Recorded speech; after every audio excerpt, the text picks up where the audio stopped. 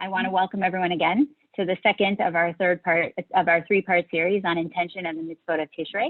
Today's session, we're going to continue in exploring how intention factors into the Mitzvot of Tishrei with Sukkot, and we look forward to, we're going to look at the debate regarding whether the construction of the sukkah itself must be done for the purpose of the mitzvah, and we'll see the underpinnings of this talmudic discussion and how they're reflected in discussions of brit milah as well.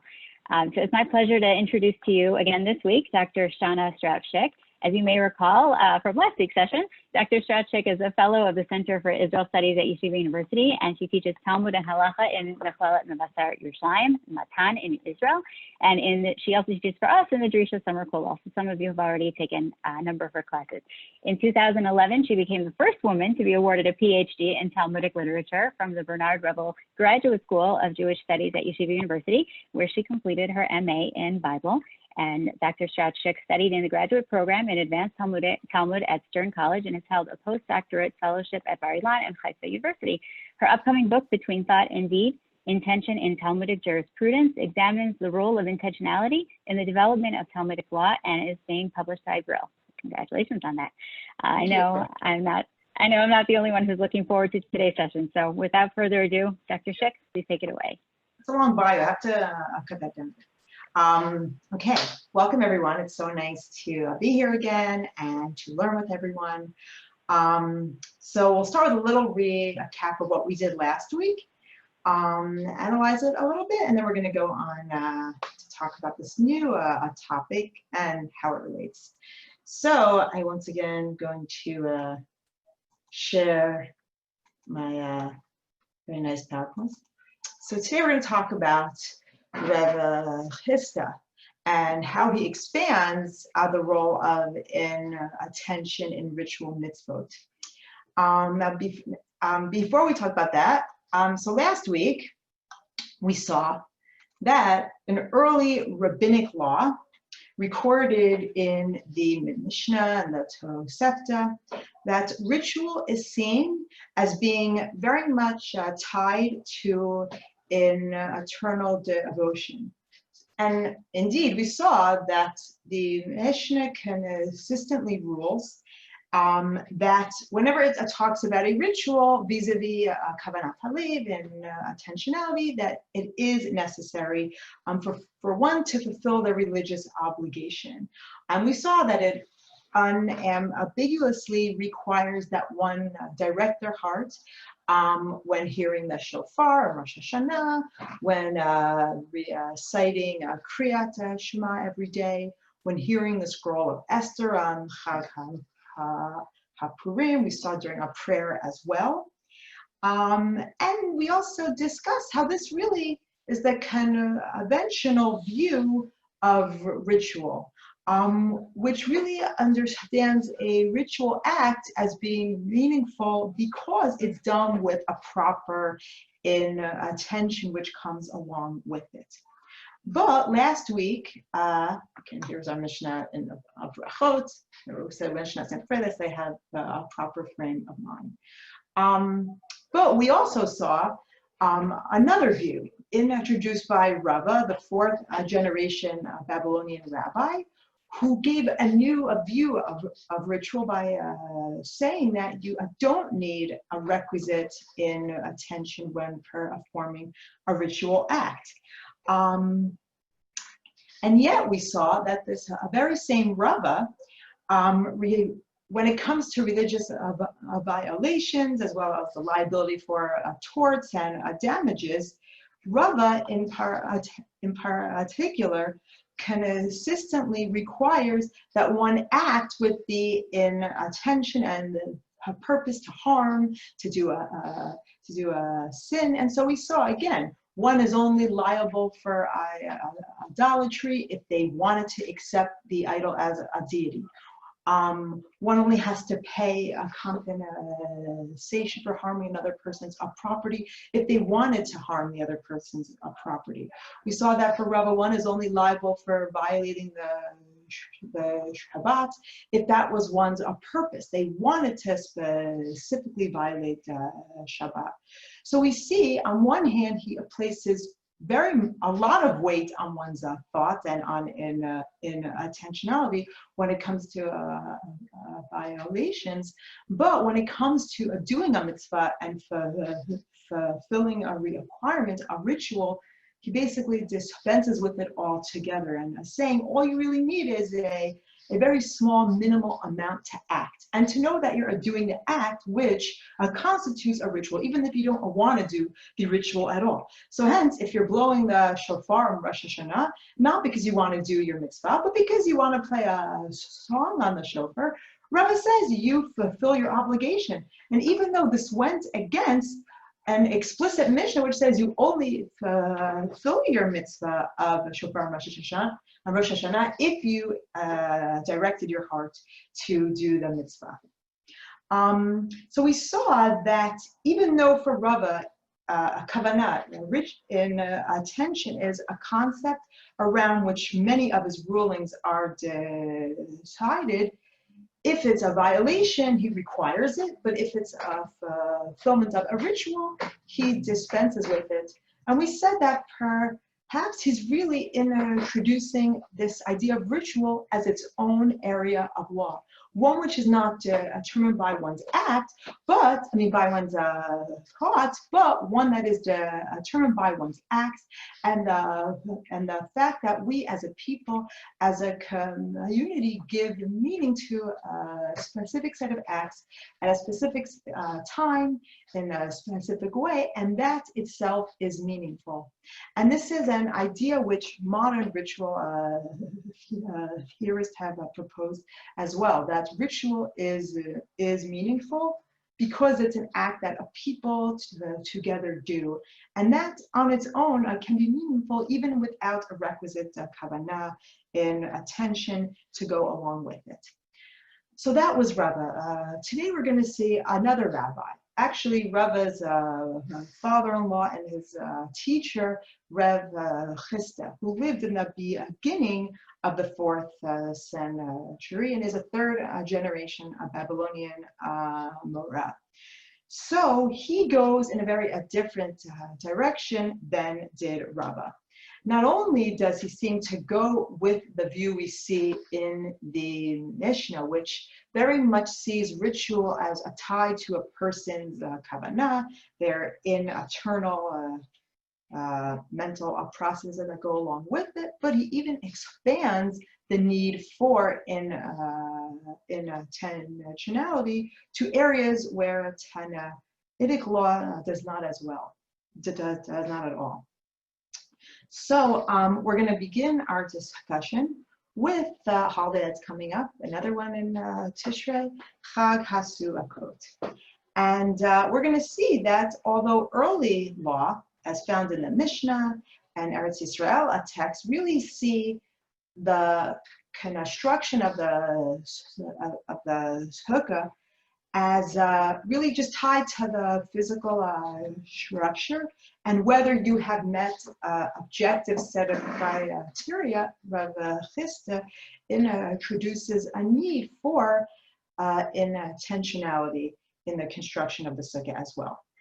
So when we look through the first chapter of Masechet Sukkah of the Mishnayot, we see that it really is all about the physical requirements that make a sukkah valid or not. Its minimum height or its maximum height, that you can't build it under a tree, you can't build it inside of a house, you can't build it underneath another sukkah. Which items are you allowed to use for the sukkah, for the roof? Which items, if they're attached to the ground or if they're detached to the ground, can you spread a sheet over the roof of the sukkah? How can you put boards into the roof without nullifying the sukkah? How to build a sukkah in between trees? How to build it out of the trees as the walls? How can you build a sukkah with people being the walls of it? Can you build a sukkah on a boat, on a wagon? The first two chapters are really all about the physical requirements that the structure of the sukkah has to meet. And as long as it does, it seems that your sukkah would be kosher and valid. Now, there's a possible reference to intention in the Mishnah, but as we'll see, it's actually only brought in the Bavli. So let us look now at the first Mishnah in Masechet Sukkah, and you have it in the sources as well. So Mishnah says, Sukkah shehi giboah lemala me'esrim ama pisula. So if you build a sukkah and its walls are, so in English there, more than 20 cubits high, that's not a valid. That is too tall. Rabbi Huda machshir, whereas Rabbi Huda says, no, that is fine. V'she'ena giboah asara tefachim, and if it's not at least 10 handbreadths high, v'she'ena shlosha defanot, or if it doesn't have at least 3 walls, v'shechamata miruba mitzila, pisila, and pisula. And if there's more sun than shade coming in, that would also make this sukkah not a valid sukkah. So the first part of the Mishnah lays out some of the physical requirements that a sukkah must conform to. It then reports the following dispute between Beit Shammai and Beit Hillel. Sukkah Yeshana. If you have an old sukkah, it was built a long time before sukkah. The Gemara says it's 30 days, more than that. So let's say it's old. You already had it there, and then it's the holiday is coming up. Could you use that to fulfill your mitzvah of living in a sukkah? Beit Shammai poslim. So the house of Shammai says this is not a valid sukkah. You may not use it for your mitzvah. Beit Hillel machshirim. Whereas the house of Hillel says this is fine. You can use such a sukkah. And now the Mishnah says Ezu Sukkah. And what is an old sukkah? Kol shasa kodmachag shloshim yom. If it was built 30 days before the holiday, but if you built it for the sake of the holiday, afilu mitchilat hashana keshera. Then, even if you built it at the beginning of the year, as long as you do it for the purpose of the holiday, that would be fine. That would be a kosher sukkah. Now, so we see this dispute between Beit Shammai and Beit Hillel about whether one can use an old sukkah. But then it would seem that even Beit Shammai would agree that if it was made l'shem hachag, for the purpose of a holiday, then that would be fine. Now that would seem like their dispute is about needing the kavanah. You have to build the sukkah for the purpose of the holiday, which is. And so Beit Shammai says one does need a kavanah, one does have to build a sukkah for the purpose of the holiday, and Beit Hillel said one would not.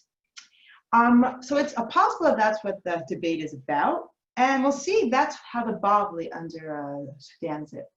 However, when we look in the Yerushalmi's discussion of this Mishnah, we see that it doesn't understand this debate so much about kavanah, about the fact that it has to be built for the purpose of the holiday, for the sake of needing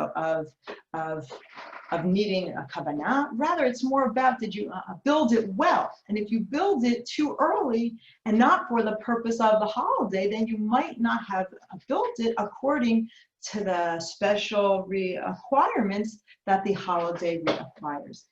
So, just like in case you didn't know what it looked like. So let us look in the next source I brought. It says Talmud Yerushalmi from my Venice version, Masechet Sukkah, Perek Aleph, Halacha Bet. So it brings our line from the Mishnah. Sukkah Yeshana, Beit Shammai poslim, Beit Hillel machshirim. Okay, so again, old sukkah. Beit Shammai says it's invalid. Beit Hillel says it is valid. Tani, it has been taught Sarich lechadesh b'davar.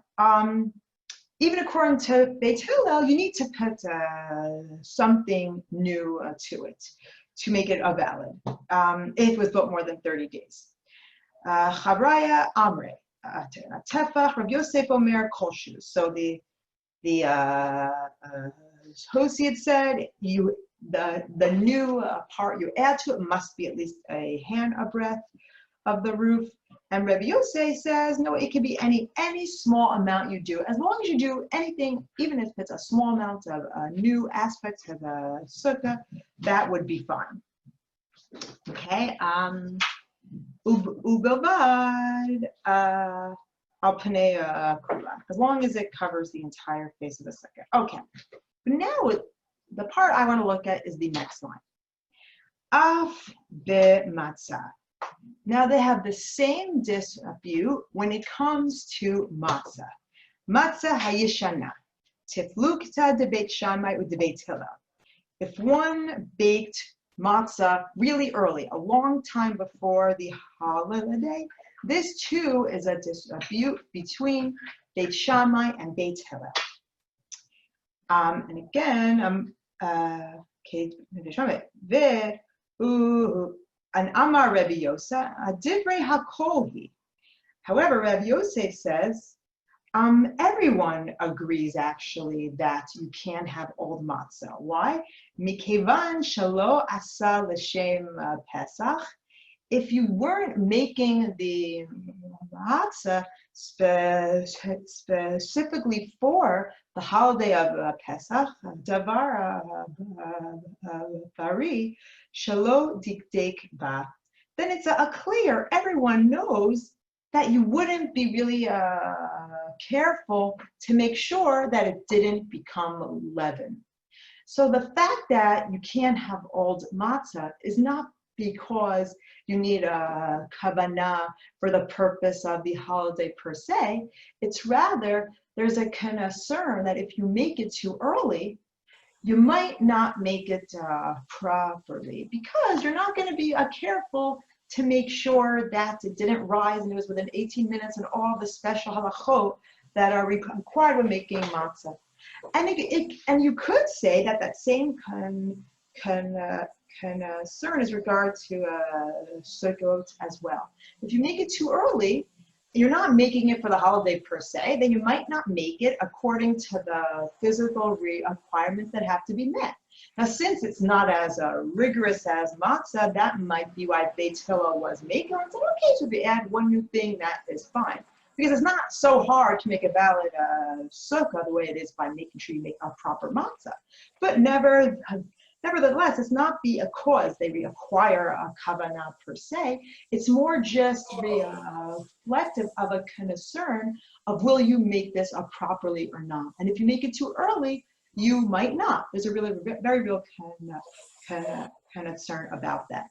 So that seems to be the direction that Yerushalmi goes in. This also reads well into the views of Beit Shammai and Beit Hillel more generally because as a few scholars have written about, Beit Shammai generally is not concerned with kavanah, with thoughts, but generally evaluates one's actions based on the act and not the accompanying thought that goes with it. Whereas Beit Hillel generally in other areas of halacha shows a much greater concern for one's thoughts and a kavanah as well. This is an article by Yitzchak. If anyone's interested, I can send it to you. Okay, so that's how the Yerushalmi understands this debate. But when we go to the Bavli, we see that it is read as being a machloket, a dispute between Beit Shammai and Beit Hillel, specifically about a kavanah. And do you need to build a sukkah with a requisite intention to go with it? So in the next source you have, in the Talmud Bavli Masechet Sukkah Daf Chet Amud Bet, says Tanu Rabbanan. Our rabbis taught, and it's now going to introduce a bright Tanaitic tradition. Okay, so it says Ganvach, a mnemonic device for Sukkot Goyim, Sukkot Nashim, Sukkot behema, Sukkot kruatim. So the sukkah of a non-Jew, meaning sukkah that a non-Jew builds, sukkah that women build, sukkah that animals build. Like to see that happen. Sukkah of Kutim Shomronim, Samaritans, meaning Israelites who aren't Jews, neither from the other Shabbatim, the other tribes of Israel, but not from Yehuda. Or Sukkah mi Kol Makom, where you just have a sukkah that happens to be there already. Kishera. These are all a valid sukkah. Now, what is the common denominator amongst all the people who, or the beings who built these Sukkot? Women, non-Jews, animals, Shomronim. Well, except for Shomronim, let's say these are all people or animals who don't have an obligation to dwell in the sukkah. Now, the odd man out here are the Kruatim, are the Samaritans, because they follow the Torah. Not rabbinic Judaism, because they're not Jews, they're from other tribes, not Yehuda, and therefore they don't subscribe to rabbinic law. But they very much observe the holiday of Sukkot, and indeed, even nowadays, during the Chag HaSukkot, Shomronim build these beautiful, lavish Sukkot. They have fruit in their homes, and it's a biblical holiday, and they very much observe it.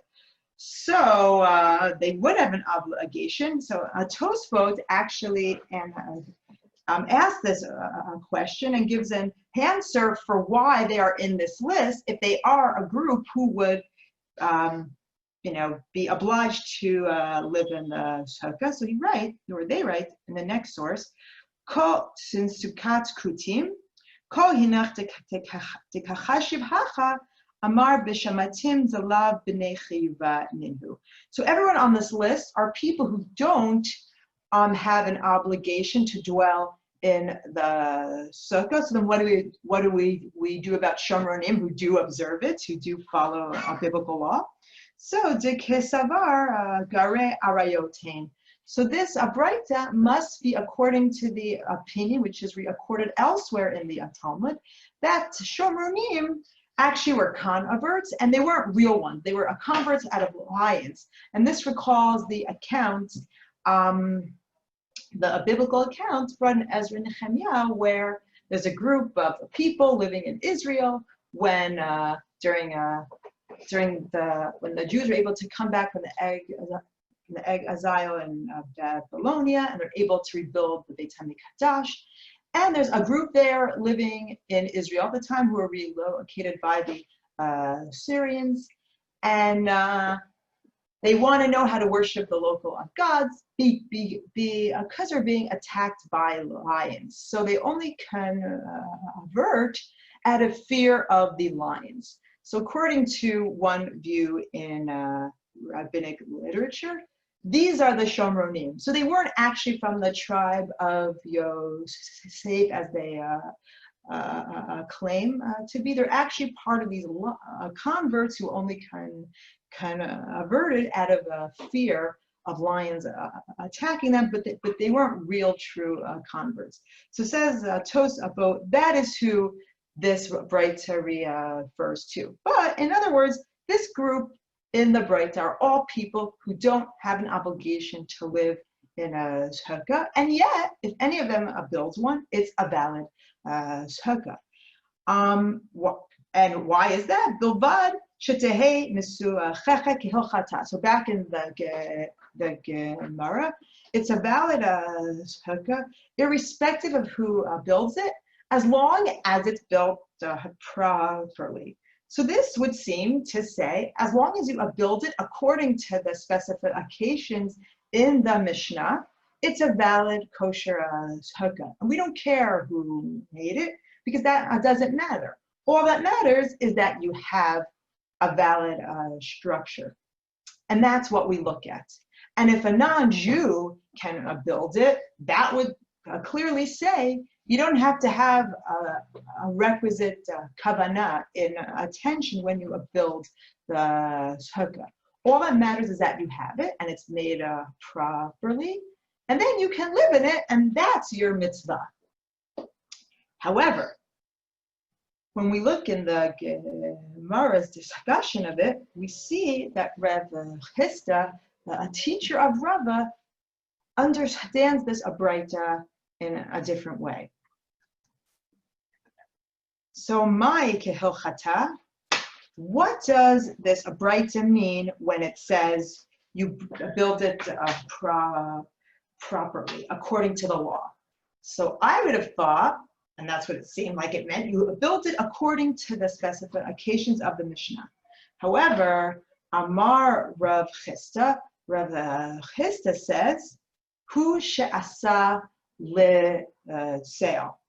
It's built for the a purpose, or here I wrote it more English and clearly here, the covering was made with the intention of providing shade for the sukkah. So it's not enough to just build it properly. When you build it, you have to have a purpose that is going to provide shade. Now, Rashi explains what this means. So look in the next source after Tosfot. I did put numbers in, but I don't look at those numbers. So Rashi, Masechet Sukkah, Daf Chet Amud Bet writes, Amar Rav Chisda. So Rav Chisda says, Hai kehilchata de ka'amar, meaning the way he defines you built it by law, hu shemisua chechet yafeh. It means that you made the roof well. You made it properly. Demuchacha milta she'asiyata harishona letzeil hayita. Because if you built your roof properly, that shows that your purpose, that your kavanah was for the shade, v'lo litzeniut be'alma, and that it wasn't just to give you some privacy in your backyard. You have to make it clear that when you built it for the purpose that it provide shade. Even though we don't actually require that you build your sukkah for the purpose of the holiday. We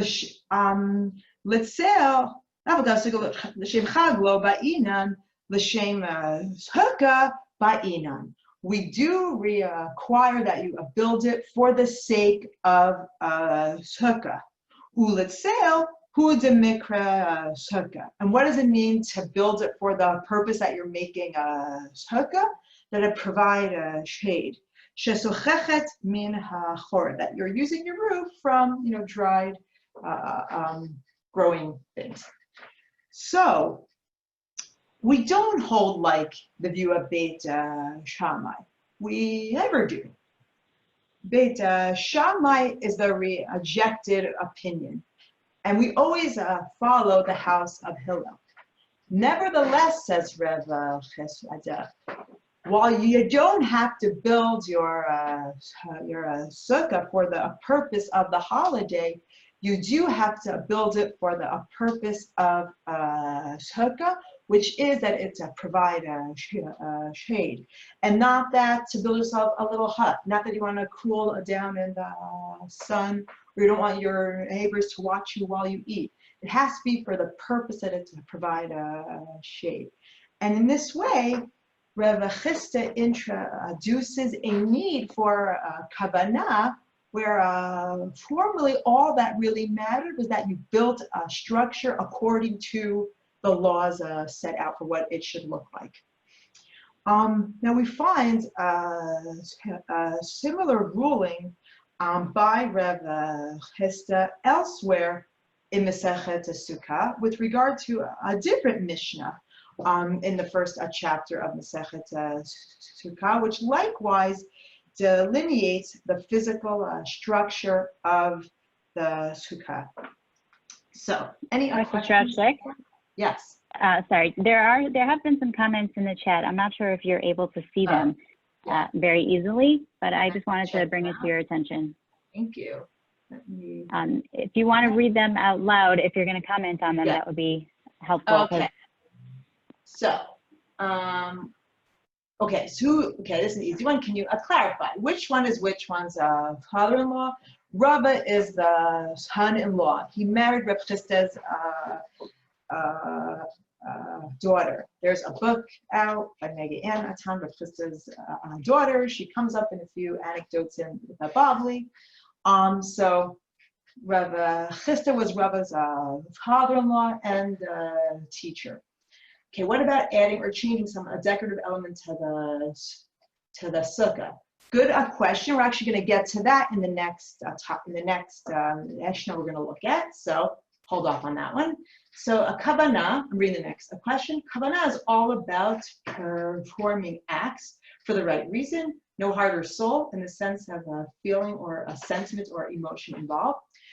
So that's going back to what we did last time. The way the halacha has been codified is that, no, you actually do need a kavanah to do a mitzvah. But, that's how the Shulchan Aruch ends up bringing down the halacha. And most of the medieval rabbis also went against the opinion of the Rabbah to say, no, you do need a kavanah when you do mitzvot, when you do rituals. But I think, first of all, often we don't necessarily feel, maybe we're becoming close to God or whatever it is, the kavanah we are meant to have. But I think the opinion of Rava shows that that's okay. And a ritual can still be very meaningful, even if you lack an internal conviction at the time. An act can be meaningful in its own right because we as a people give it meaning. So it's not the way the halacha ultimately was codified, but it does show that this is a view and it's a valid view. And I think it could add a new meaning to rituals when it can feel hard to relate into, necessarily. Sometimes we don't always, during a prayer, it can be hard to focus and to always have the right thoughts and mind frame that we are supposed to have. And this is saying that's okay. You can have a very rich, meaningful religious life, even by doing the acts.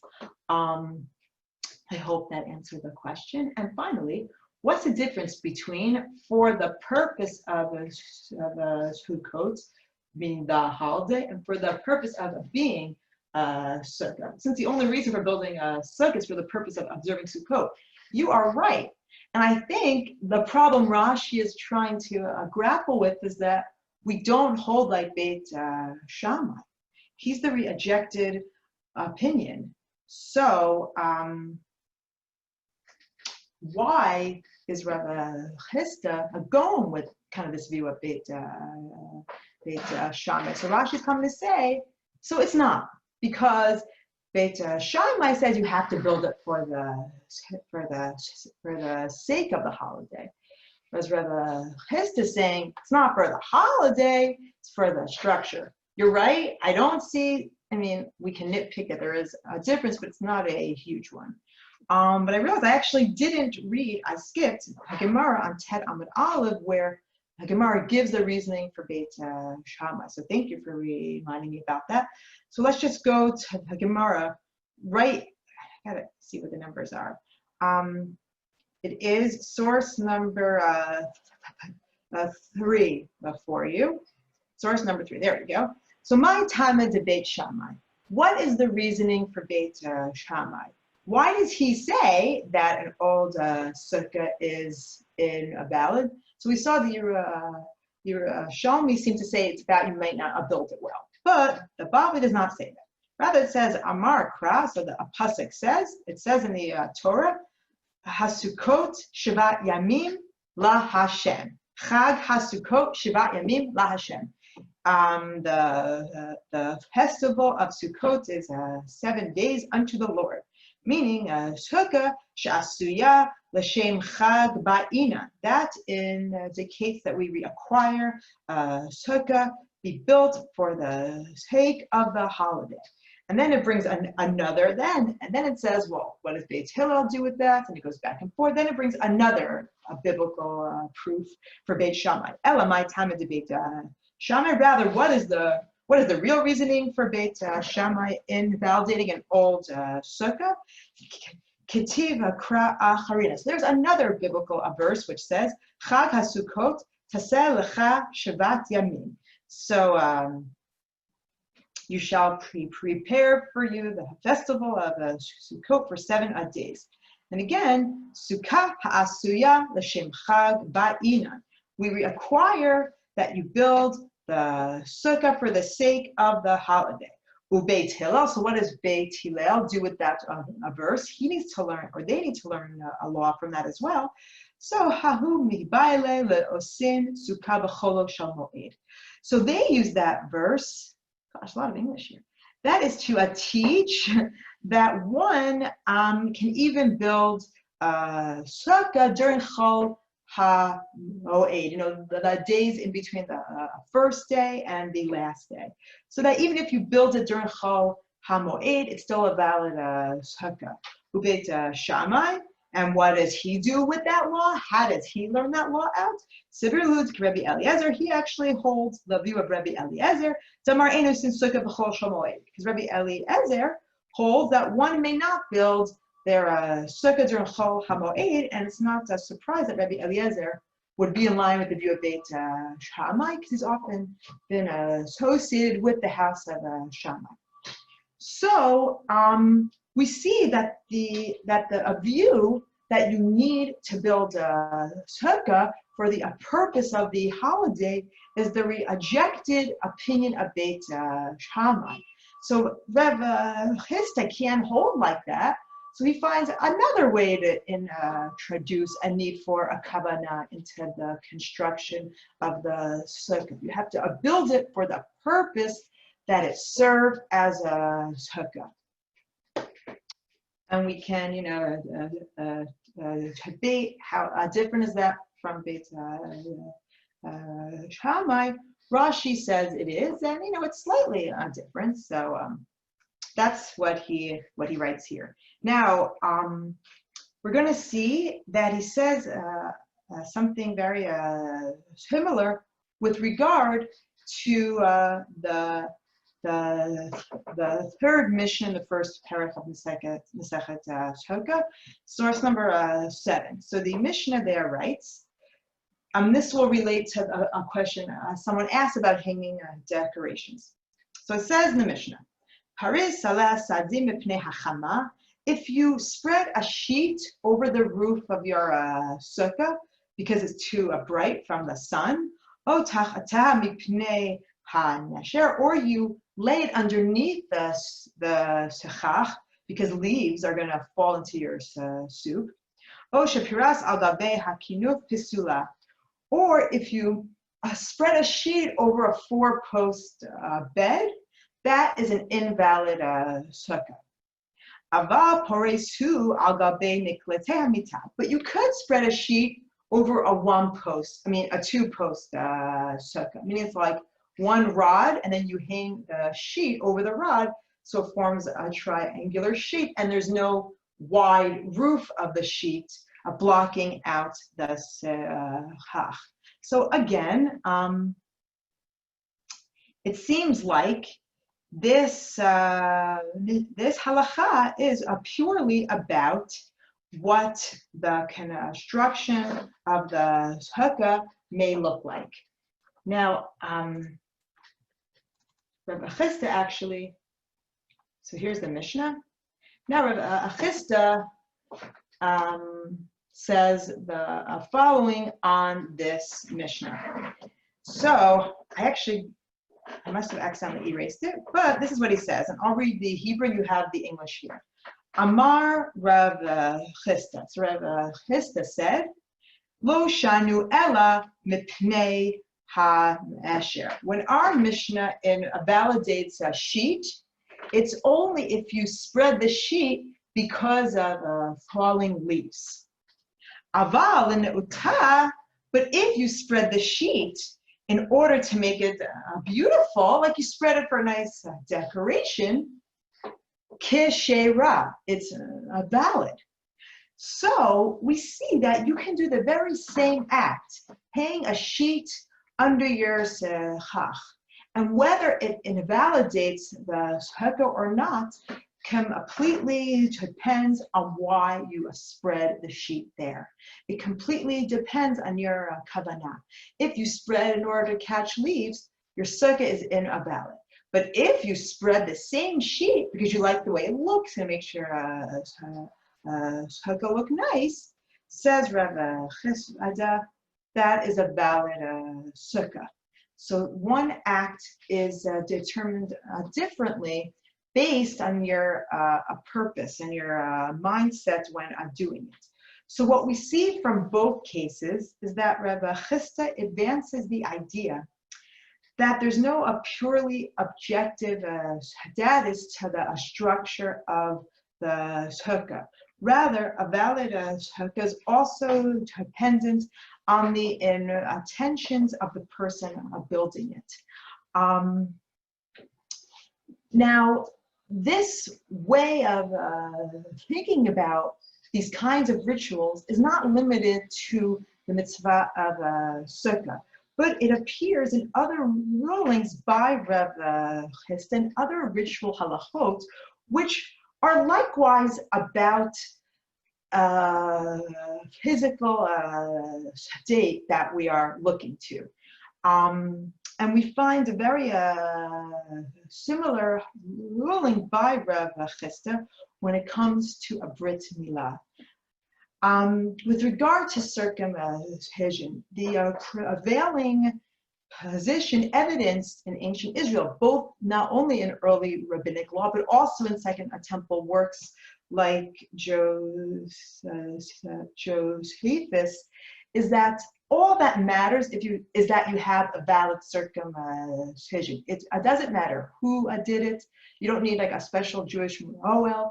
It could be done without kavanah. You could do it without, not for the purpose of doing a mitzvah. Forced circumcisions were valid. All that mattered was that a Jewish male has this physical mark. And how it got there wasn't really relevant. And we'll see once again that Rav Chisda introduces a need for a kavanah when doing the ritual of the brit milah.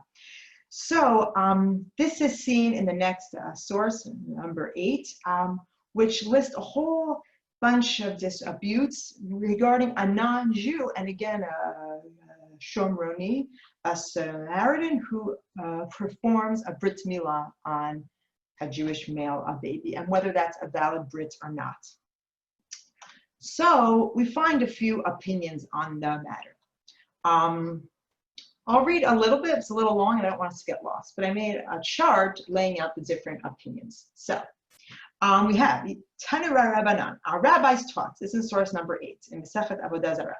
Yisrael mal et oved kochavim l'shum ager, lafuka shum murna telo. So a Jew may circumcise a non-Jew to make him a convert, but not to remove like a worm-like disease, meaning he can do it for religious reasons, but not for medical reasons. Ve'oved kochavim lo yimol Yisrael, and a non-Jew may not circumcise a Jew. Mipnei shechashudim al shefichut damim divrei Rabbi Meir. So the only reason a non-Jew can't circumcise a Jew for Rabbi Meir is that we are concerned al shefichut damim, that he may kill the Jewish baby. So it's not because there's any fundamental halachic a problem with a non-Jew giving a brit to a Jew. It's just we're concerned for the health and the safety of the child. So that's the view of Rabbi Meir. The Chachamim omrim oved kochavim mal et Yisrael b'zman she'acharim omdim al gabo. So since we are concerned for the baby's health, if there's a Jew watching, then that would be fine. Aval they know lo, but it's just the non-Jew and the baby. No, that would not be okay. Okay. So that's the first abraita. So where Rabbi Meir says a non-Jew may not circumcise a Jew because we're concerned he might kill you, basically. Now it brings another abraita, which has different opinions. So skip down to the 2 lines down where it says Ve'rim minhu, and I challenge this. Ir she'en ba rofei Yisrael. If there's a city with no Jewish doctor, who can even imagine a city with a Jewish doctor? V'yesh ba rofei kuti rofei oved kochavim, but there is a Shomroni, a doctor, or a non-Jewish doctor. Yimol oved kochavim ba'al yimol kuti divrei Rabbi Meir. So here we have Rabbi Meir allowing the non-Jewish doctor to do brit, but not the Shomroni. But Rabbi Yehuda omer yimol kuti ba'al yimol oved kochavim. Whereas Rabbi Yehuda, and this is Rabbi Yehuda bar Eli, and these are both 4th generation Tanaim. He says no, you can have the Shomroni do the brit, but you can't have the non-Jew do the brit. So it's not about a technical lacking in a non-Jew. This all seems to be a concern, will they harm you or not? And therefore, if it's a doctor, maybe, we are less concerned that there'll be a problem. And now it brings another abraita, which with another set of Tanaim. And these are both 5th generation Tanaim. Vehatanya, so 2 lines down, Vehatanya, and it's taught in Abraita, Yisrael mal etakuti, v'kuti lo yimol Yisrael, v'pnei shamal l'shem har gerizim. So it is taught, a Jew may perform a circumcision on a kutin, which again, that's a shomroni, but a kutin may not circumcise a Jew because the kutin will circumcise for the sake of har gerizim, which is the site of the Shomroni temple. So we see for the first time Rabbi Yehuda, and this is Rabbi Yehuda HaNasi, Rabbi Yehuda Prince, who's a 5th generation Tana. He says we have a concern with the Shomroni because he may have the wrong kavanah. When he does the brit, he may direct his heart not to Yerushalayim, not to Hashem, but to a temple on Har Gerizim, and that would be a problem. But Rabbi Yossi disagrees, and Amar lo Rabbi Yossi, where do we see that a brit, that a circumcision from the Torah must be performed for its own sake? Rather, the Shomroni can keep on doing the brit, keep on circumcising until his soul departs from him. So we see that while the 4th generation Tanaim are really just concerned with will they harm a baby or not, and that's the only reason a non-Jew or a Shomroni wouldn't be allowed to do a brit. Rabbi Yehuda HaNasi in the next generation brings the idea that one could have the wrong kavanah when doing a brit milah. But we only see him say that one is not allowed to have the wrong kavanah. He makes no claim that one must have the right kavanah, and that is where Rav Chisda now comes in. So in the next line of the Gemara, Rav Chisda says in the last line, Amar Rav Chisda. Rav Chisda said, "My tama de Rav Yehuda." What is the reasoning for Rav Yehuda? Why does he say that a kuti, that a Shomroni can't do a brit because he will have his heart towards Har Gerizim? Why does he say you can't do that? Dechtiv, because it says in the Torah, La Hashem Himol. For it says, to the Lord he shall circumcise. The Rabbi Yossi, and what about Rabbi Yossi? Why does he say you don't need anything? Himol Imol. he shall be circumcised. Now, the verse that Rev Chisda refers to is this one. If a stranger dwells with you, a Pesach Hashem, and wants to offer the Pesach, the Passover sacrifice, Himolo kol zachar. He must circumcise all males. But as yikrav lasoto, then he can come close to bring the sacrifice. He'll be like a citizen of the country. And all non-circumcised men cannot eat from the karban of Pesach. So what did Reva has to do? He takes two separate clauses. That's the end of the clause. And then the next clause is himol lo. So he takes two words from two different clauses. To the Lord he shall be circumcised, and puts those two together to say, when you circumcise a boy, it must be la Hashem. And in that way, he goes farther than Rebbe Yehuda, because Rebbe Yehuda was only concerned that one would have the wrong kavanah. But Rebbe Chisda says no. He even requires that one have a kavanah. When one does a brit, it's not enough to just not think about har gerizim. You also have to actively have a positive thought that this is for a God, that you're doing this a brit because it is a commandment by a God. And you know, when you look back to source number 3, when it gives the verse for Beit Shammai's opinion that one must build a sukkah for the sake of the holiday, the drasha there does something very like this one here, of taking two words from two separate clauses to combine them.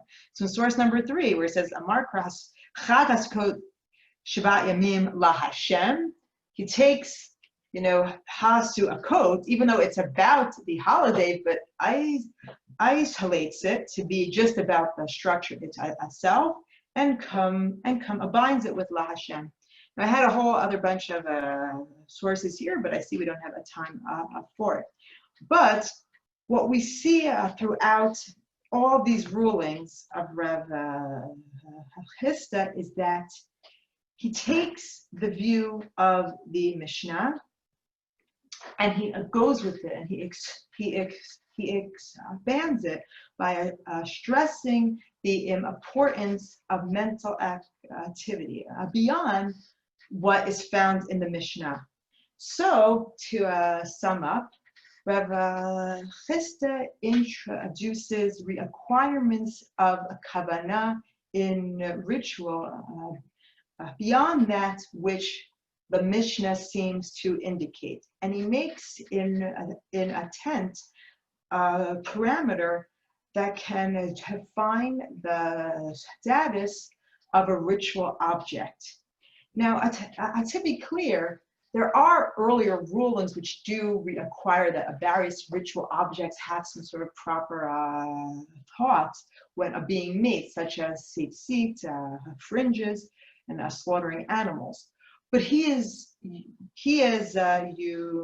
unique in introducing it into areas where it had not been done so before, into areas that previously were really just about a physical object. The last example, which we don't have time for, is about getting rid of leaven, of chametz, before Pesach. And while previously in early rabbinic law, one had to actually get rid of it, Rav Chisda is first to say that if you're not able to, you could do a bittul belev. You can mentally know the leaven that you're not able to get to on your own. And we'll just finish it off that unlike Rava, whom the halacha does not ultimately follow, in the last source you have, the halacha as codified in the Shulchan Aruch writes, Sukkah, aval pishalon naset l'shem mitzvah keshera, v'hu shetieh asuya l'tail. So you don't have to do it for the purpose of the mitzvah, but you do have to build it for the purpose of the shade it provides. We go to Sukkot, Eno Yehudi, Neshim Be'ma Kutim, Rim Kitim, Barim, Shomris, Hadot. So it needs to be built with a kavanah. It doesn't have to be for the purpose of the holiday per se, but it does have to be built for the purpose that it provide shade, which, as Rashi says, that is really what the essence of the sukkah, the mitzvah, is meant to be. I'm just going to stop my share. Okay, so I see we have a few more questions here. Okay. If one hires a doctor, a Jew and non-Jew, does it matter to perform a circumcision? It doesn't matter what the doctor's intentions or just what the father's parents' intentions arranging for the Brits and engaging the doctor. Good question. So the very fact that we make brachot, blessings, when we do these mitzvot, does take a care of the kavanah aspect. And some say maybe that is why we make brachot before we do mitzvot. It's to give you that kavanah that you need. So that does take care of the issue. Okay. And came in at perfect timing. So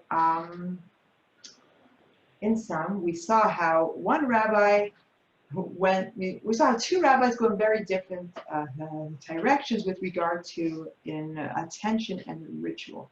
We saw one totally get rid of that need, and we saw another one this week who not only goes with the Schick view that one does need in attention, but brings it into new areas that previously no such requirement ever was. So next week we're going to look at another aspect of a kavanah and feirot, and as it relates to Yom Kippur, and just in general how we view our thoughts, sinful thoughts, if you intend to do a good deed and do not, and how that may resonate with other ideas that were current in the ancient world. So I look forward to learning with you all next week, and thank you all so much. And have a Shana Tova and a Ketila V'Chatima Tova, a wonderful new year, wherever you might be, wherever a shul is outside, quarantine or whatever. And may the shofar lift our hearts to the mitzvah, or just to bring us all together as a people. And I thank you all. Amen. Thank you so much, Dr. Schick. Thank you all for joining us today on Zoom and on Drisha Live and on Facebook. We're going to continue our Elul programs tomorrow afternoon with part 4 of Rabbi David Silber's class on Akedat Yitzchak, and then tomorrow evening, part 2 of ritual reenactment with Rabbanit Leah Sarna. And on Thursday, continuing Elul programs, we've got Rabbi Dr. Shlomo Zukier's class on the Kapara of Yom Kippur. And as we do each time around this year, we're excited to host the Stanley Rudolph Memorial High Holidays Lecture. And this year is on the occasion of the 29th yard site of Stanley Rudolph, Zichrono Libracha, and it will take place this Wednesday, September 16th. So save the date, 1 p.m. Eastern, 8 p.m. Israel. Dr. Yael Ziegler is going to present a talk titled, Does the Book of Tehillim Tell a Story? If you haven't yet registered, there's still time for more information. Visit our site, www.drisha.org/classes. The Zoom, the Facebook Live link, the Drisha Live link, all the links are posted in each particular class. And if you missed the class and you want to catch up, we do post the recordings of classes on our website in our online library. So just go to drisha.org, and in the toolbar it says online library, recorded classes, click on those, and just search by the keyword or by teacher. Or topic categories. So thank you again, Dr. Strauch, and we're happy to have had this opportunity to learn with you today, and I look forward to seeing you, along with everyone else who joined us today, in next week's session, same time, same place, and who knows, hopefully sooner in our other upcoming Drisha classes. Have a wonderful rest of your day, everyone, and Shana Tova. Thank you so much.